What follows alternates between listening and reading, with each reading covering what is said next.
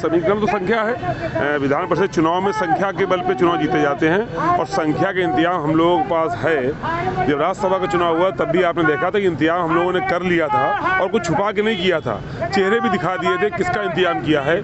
साजिश करके हमको हराया गया और भारतीय जनता पार्टी और बहुजन समाज पार्टी का जो गठजोड़ था वो उस चुनाव में खुल करके सामने आ गया था।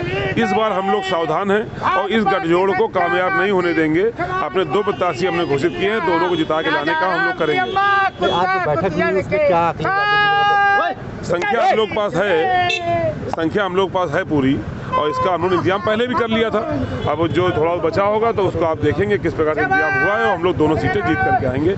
हमने दोनों ही गंभीर पुराने नेताओं को उतारा है। इससे आप ये समझ रहे होंगे कि हम लोग चुनाव में कोई गंभीरता में कमी नहीं दिखा रहे हैं और हम लोग दोनों नेताओं को जिता करके लाएंगे। 12 चुनाव होने प्रत्याशियों को, लेकिन 14 पर्चे खरीदे गए। खासतौर से बीएसपी ने भी 2 खरीदने का काम किया है। तो हम अपने 2 की बात करते हैं।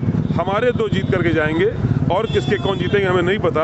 हमारे 2 जीतेंगे और जहाँ तक बहुजन समाज पार्टी का सवाल है, हमें तो अगर आप गिनती गिन लेंगे तो उनके पास जो नामांकन के लिए 10 विधायक चाहिए, बहुजन समाज पार्टी के पास 10 विधायक नामांकन फार्म पे दस्तखत करने के लिए भी उपलब्ध नहीं है। सवाल तो यही है कि संख्या बल नहीं है आपके पास में। हमारे पास है, उनके पास नहीं है। आप बहुजन समाज पार्टी के जो विधायक जीते उनकी संख्या गिन लीजिए, उनके पास 10 विधायक पूरे भरोसे के नहीं है जिससे नामांकन पत्र दस्तखत भी वो करा सके। पिछली बार पर्चा खारिज हो गया था, इस बार किस तरीके से तैयारी आप लोगों ने किया है?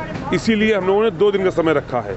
आज सारे कागजात कंप्लीट कर लिए गए हैं, ठीक से जांच कर ली गई है और कल सलीके से मकर संक्रांति के शुभ दिन हम लोग पर्चा दाखिल करेंगे, परिणाम भी सार्थक होगा।